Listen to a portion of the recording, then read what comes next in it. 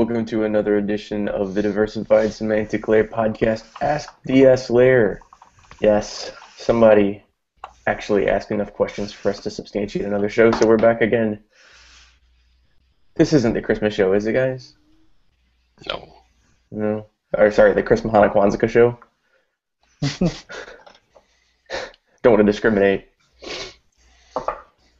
Jamie's introducing a new mobile component to the show today. He'll be moving around randomly, talking to people that aren't us, and all around commuting to work, I think. Yeah, well, you guys will get to see where my kids go to school. It's going to be very exciting. Let the cyber stalking begin. Hey, wait, did we just create a reality show? Maybe. All right.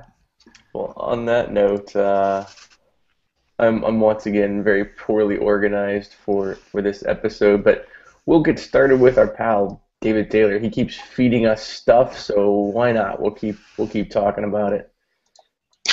So, somebody's got to. Seriously.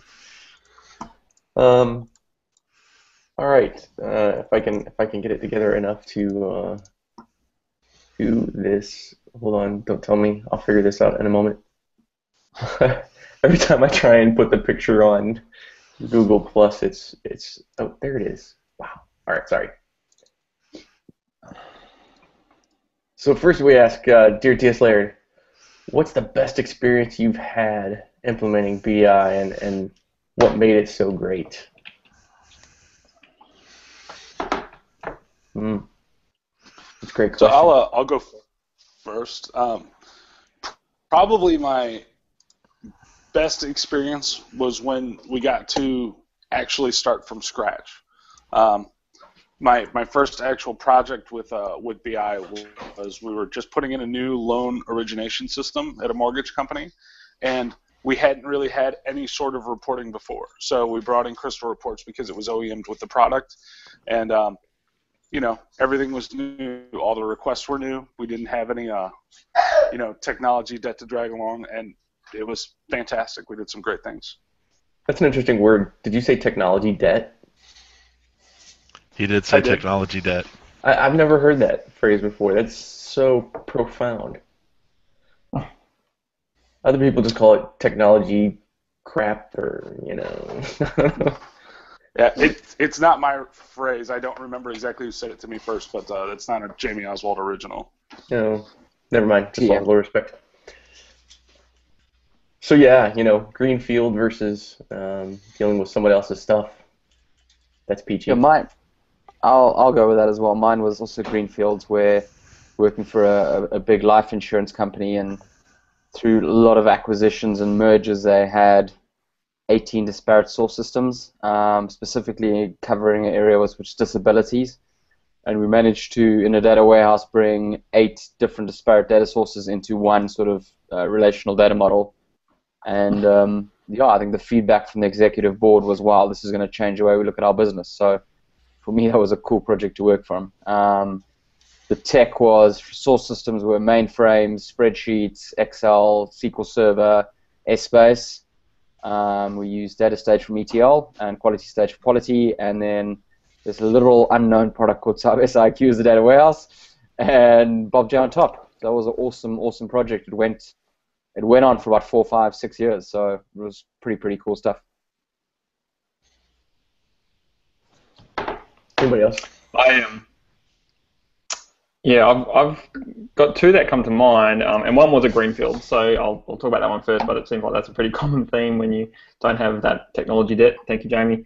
Then it makes it a lot easier. So I actually did an interview series a little while back with a company called C Lanes, which you can find on SCN, and they were a really great customer to work with. They didn't have any BI initially, and we put in data services and built them a little sales data mart in SQL Server, based off their sales system, which they'd never done any kind of real analytics on before, with BI XIR2 initially, Edge, and eventually got them to BI4 and Data Services 4. But what was really cool is they started to implement new systems, like they built their own a warehousing system with the concept in mind of how they wanted to report the information out. And that was a really really interesting way of approaching the project. Is they knew what they wanted to get from their reporting and what they wanted to analyze and how they wanted to do it, and that was part of the requirements they used to build this new system, so they could have that straight out of the box. Really small companies, but anecdotally, the amount of money they've made from implementing business objects and data services, and kind of changing the way they incentivize their sales staff based on their reports that they were providing and stuff like that is just very, very cool. And I just wish that it's scaled, but sometimes you kind of get lost when you get bigger and bigger with companies. You don't have those kind of really quick successes and ways of changing the business quickly, because it's just there's too much process and structure to the organization. And legacy systems, typically, there are three versions of that system lying around somewhere. Yeah. And the other one that comes to mind is a smaller mining company in Western Australia. And I wasn't actually technically involved to a great extent. I didn't do a lot of the development, but I managed a project where we built a dashboard.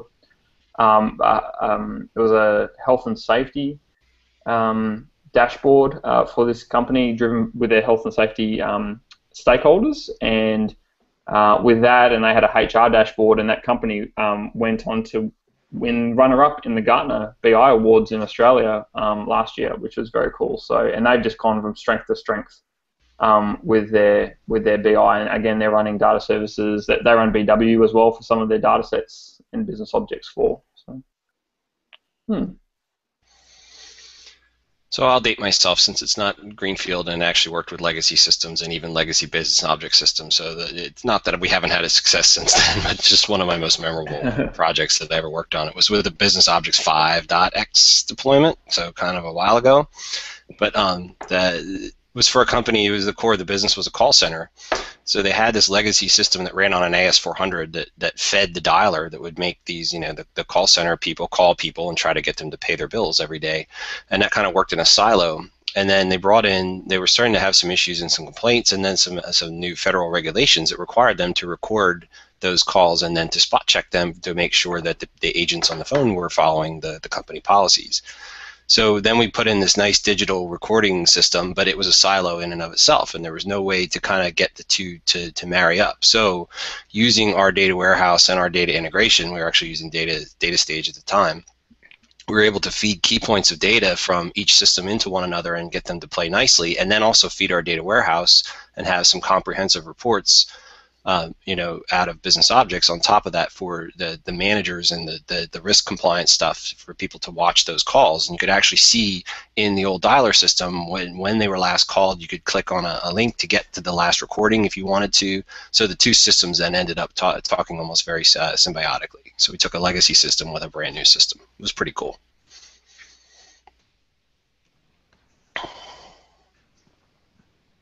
Dallas, anything? Yeah, actually, my favorite BI project, it was a supply chain project, and it was a short-term project designed to help an organization run with a leaner inventory, and so they wanted to manage reducing the amount of inventory they had in their warehouses, and the things that I liked about it is it definitely had tangible business value, and sometimes when you're in BI, you're not really sure anybody's using the stuff that you're creating.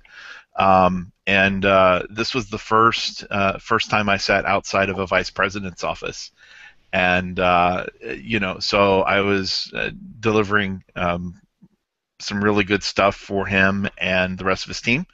And the really great thing is, if I ever need anything from the IT department, I just drop the vice president's name, and things just magically happened. And that was an awesome feeling of power. But definitely the business value and being it's nice to have the co-located get out of with jail free users. card. Oh, it was awesome. That was a great project. So when I was off the strip in Vegas at some very dodgy bars, I had the same experience with Jamie Oswald's name. It got me into places where I shouldn't really be in. Nobody's surprised here, Clint. Sorry. Hopefully one of those places wasn't a clinic.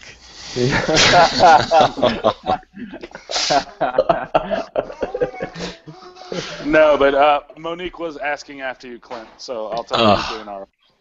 Oh, okay. Stop. Oh, wow. I guess I'll close us out on that thread. I think my favorite project is a grocer in the way that they're using BI and mapping technologies, location intelligence stuff, to actually visualize things like routes and on-time deliveries, and using that detail to supplement their workload out in the field whenever they know that later delivery windows are going to be used. And so there's pseudo-predictive stuff happening in there. There's the location intelligence bit of it in their zones. They've even got intelligence on the likelihood of getting a parking ticket, and if that fine outweighs other things. And it's just some really cool BI for a delivery-based organization. So, anybody got any other fun BI stories you want to share before we move along? All right. I did that cool stuff with Explorer on BI on Demand for a big African company. Saved them millions, and then this tender still didn't go to me. But that's another story altogether. You're not bitter at all. He's not there. No. Envelopes, under tables. Yeah. So our pal David Taylor again asks, "Dear DS Laird, on the flip side, what would you never want to repeat again?"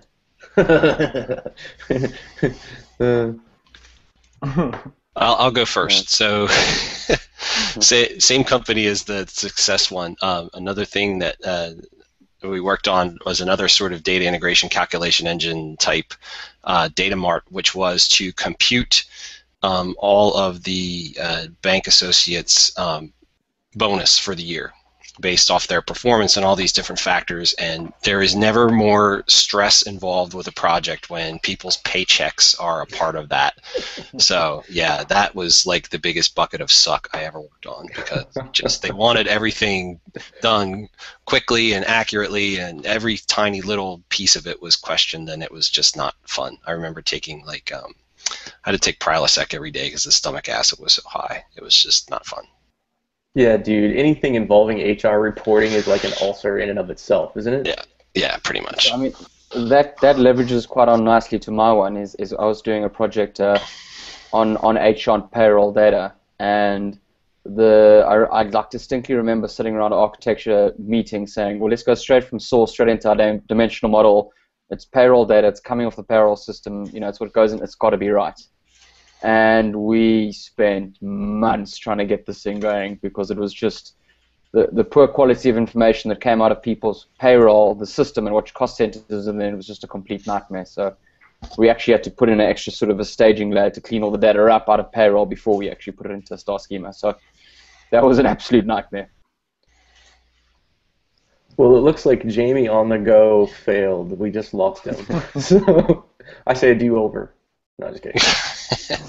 Press on. Yeah. I've got two that come to mind. The first one is the first company I worked for we're a really small little shop, and we didn't really have much resources, so we were running Crystal Enterprise 10 and then up to XIR2 business objects, and we didn't have budget for a dev server, so everything we did was in production. Any patching was production only, and that was really, really painful. A couple of times we almost lost the server, or stuff went down, production reports went down, and we had to troubleshoot on the fly, and that was a really horrible experience. So really, really, always prefer to have at least a dev server, but more often than not, test as well. And even QA is good. And then another customer I worked for a while, I did an architect role for them, and that was setting up a BICC, and they were actually transitioning from business objects to another BI technology, and and they were introducing an ETL technology, and that was really interesting in that they got a big SI involved, and they I have to try and put this politically correct in case someone can figure out who I'm talking about, but they didn't really listen to a lot of the people that they had involved around what some of the risks were and how they needed to engage with the business. And I was only there for about 6 months, and we kind of documented a lot of stuff. And then I keep touch with people I worked with, and the kind of project just went on to, it was just a really big train wreck over like 4 years, and they spent so much money and they didn't get like anything out of their data warehouse, and all the business people were upset, and it was a really horrible thing to like, know that you're involved with it and you tried to prevent, some of this stuff happening, and it still happened. So yeah, I really wouldn't want to repeat that experience again. I think anytime you go with the sort of if we build it, they will come mentality on a BI project, you're sort of doomed for failure. I've been involved with a lot where, someone from within the business or someone from within IT or a consulting company or whoever sold the business on the idea of a consolidated data warehouse and how great it would be and how everybody would love it. And, then you spend 2 years and however many $1 million building it, and at the end, everybody still wants to report out of their source system and not really gain any of the benefits of the warehouse. With Excel. Mm-hmm. I continue with the theme on the compensation. I had about a 2-year nightmare in my longest running day job where I was leading a team that was developing sales compensation reporting for almost 5,000 sales reps. Because if you think you get challenged on numbers, with anything else, wait until it's 5,000 salespeople. It's one of those things where they weren't using the right tool for the job, first of all. And second, they didn't want to buy any more business objects licenses. So everything had to go through all these complex bursting and splitting. Yeah, that's my bad one. Don't use the wrong tool for the job. That's the moral of that story. Did we miss anybody? Horror stories? I didn't share any horror stories because I've never been on a bad project. But I will say because honestly I don't really want to draw attention to any one in particular. I just listening to all your stories. People spend real money to come to conferences to learn best practices, but just how many situations have we all been in when everybody knows what the best practice is, but for whatever reason, we're just going to throw those in the trash bin and not apply them. So yeah, I think that is a very PC answer. But I think probably my most frustrating project I ever worked on where someone who ran BI's bonus depended on the system being in, and that was getting developed the same time as a brand new source system was getting put in. So basically every day the source system changed and you had to change all the ETL, you had to change all the BI, and it went in and the source system took 6-12 months to actually bed itself down. So it was damn frustrating. I think the person got their bonus because the BI went in, but it was just against, as Dallas said, against all advice. It just went ahead. It was just a waste of money, I guess, at the end of the day. Had to redo a lot of work. Well, let's not forget how many projects we've been on that are terrible, and they were probably organizationally hailed as a success because a group of people's bonuses relied on them. So even though we're getting yelled at every day, and it's all failures from our side, it's still being trumpeted as the greatest thing that ever happened within the organization. Some of you sound jaded. I just don't know. All right. Wise. I just need a bonus. All right, let's move us along. So David Taylor again. We've got to send him some cookies or something. So David asks, Dear GS Laird, after attending various SAP events throughout the year, which provide the most value back to your org? Can't do it all. SBOUC.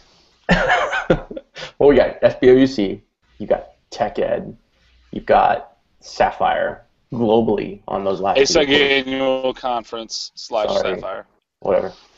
You get the Wiz Club Mastering shows technologies happening all over, the mastering shows. That's a great question. That might be a show we've already done a couple times. It probably is. I think I went to. I do think it's still worthwhile. Oh, go ahead, Josh. Oh, I was just going to say, my favourite is Mastering Business Objects in Melbourne, just because I get to hang out with all the other Australian companies, and we kind of, from a, we all kind of tend to think the same as Australians. So, and a lot of the companies are very similar in terms of size or the kind of maturity of BI, which is, I find, is different to European and American companies. So that's the one where I get the most value in it, and it's local. So that's mine. Yeah, my take is it depends on what your technology stack is. So, I said it a few times. TechEd was very much the ERP Fiori show. If you're in the US, SBOUC is going to be your thing. But look at the agenda. Look at the speakers. The speakers. I think people get to know who the good speakers are and where the good content is. So, whether that's WISPub or mastering, they both. A event really depends on the content. So that would be my advice. If the content's going to be really what your organization's after, then go for it. Although I will say that content is obviously a very important part of any conference, but don't forget about the networking. All right, I mean, you've got a week to learn, and then you've got a whole year where you would love to have a bevy of phone numbers of people that you now trust and can call up when you have a question. So don't it could have the greatest content in the world, and if it's not a situation where you are actively getting to meet people, then I think that's a tough. I think you're only really getting half of the benefit of any conference if that's the way it's set up.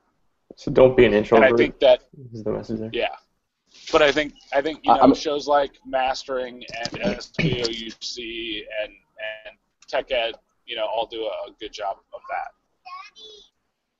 I mean, I wouldn't know about the networking because I generally go up to the hotel room and write a blog post when the event ends. So I'd have to take your advice on that, Jeremy. The hard part about, especially in the U.S. right now, is I feel like there's so much overlap in conferences. You've got the same speakers going to different shows run by different organizations, and I'm as guilty as the next person about reusing a presentation if it's close enough in time frame that it's still a relevant topic, right? How do you make sure you land at a show that it isn't going to be painfully redundant to the other two that you've already been to in a year? Well, but realistically, though, how many customers are going to multiple conferences in a year? I mean, those of us that get to speak or are our partners and have to sponsor, we go to all of them, and I don't think there's a lot of overlap in the people that go. Honestly, I think that each one kind of targets a different segment, their crowd. But there certainly is room for overlap. But I think they're kind of all getting different people there. So then that comes back to David's question. Which one's the best? Well, you already know my opinion. TechEd. Provide the most value to your organization, right? And I guess it comes back to Clint's point around it depends. It depends what you're after. If all you're after is business objects, then it's probably SBOC. But if you run ERP and BobJ and BW and you're looking at HANA, is SBOC really the best place to get all that information? I think it's going to be TechEd in 2014. That's my call. Yep. I just think that business objects only is starting to go away. I mean, it's harder and harder to be business objects only. The other stuff is starting to creep in. Will TechEd become the conference for all the conferences for analytics folks once that's done? Greg says yes. I think so. I mean, sorry, go on, Jamie. Well, I was just going to say, if it's obviously been discussed to merge SBOUC and TechEd somehow, or co-locate or whatever, and I think once we sort of see, if that's going to work out and what it will look like, then I think that that's definitely the answer. Until it does, though, I'm not sure TechEd brings you all of the information that you want just for business object stuff. So I said in 2014. Well, yeah, but we haven't heard anything official yet, so I'm going to assume that everybody is wise and makes good decisions. All right. What do assumptions do? I think another thing that's probably relevant is it certainly depends on your geography as well. You know, we've got an international audience here. If you're in Australia, Josh is right. The event group puts on a pretty stellar show with the mastering shows. If you're in the U.S., it can be very much regional too. You know, if long haul travel is not your thing, and being in Anaheim or being in Orlando is on an opposite coast, you just got to look at the other options or what WizPubs or what SAP and ASUG are going to put on. Yeah. And there's And don't also forget obviously your from a local Europe, stuff.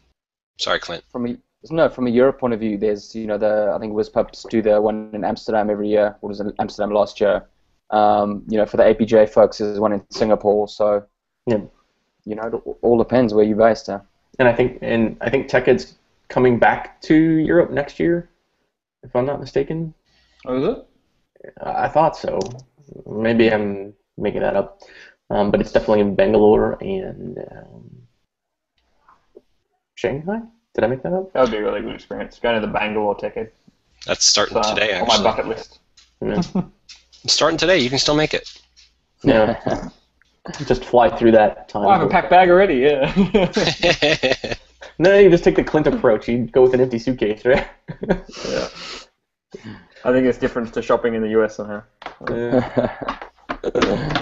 All right, moving us along. All right, so David, thank you again, David.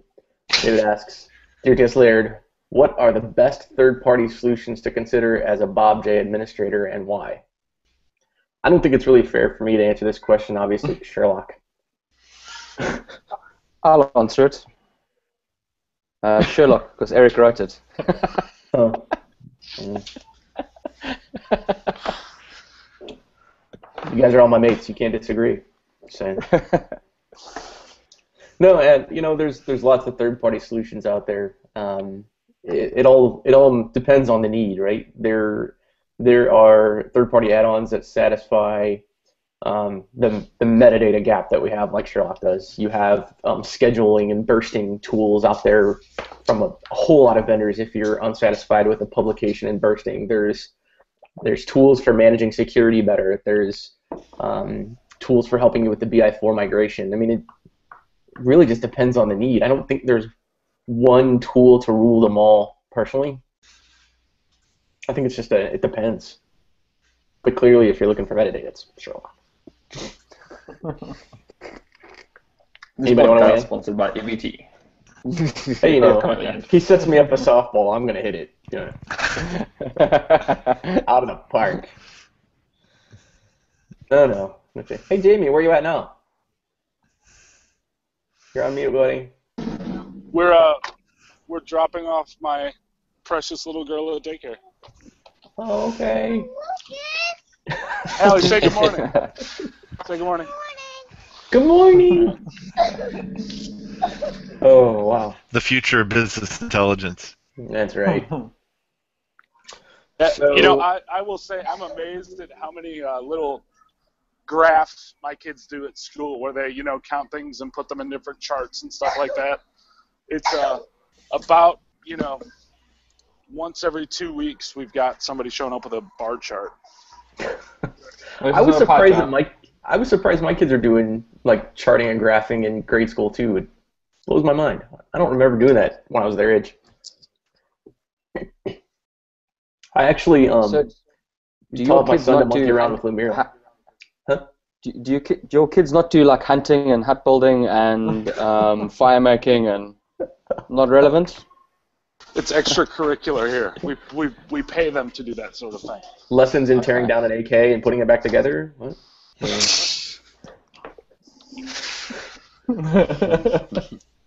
All right. So we have one more not really real question. It comes from our pal Chris Pohl. I don't think he understands the what we're trying to do here, Chris. Oh, wait, that's the wrong one. Why is there error? I don't know. Because the MacBook Pro is too much computer for some people.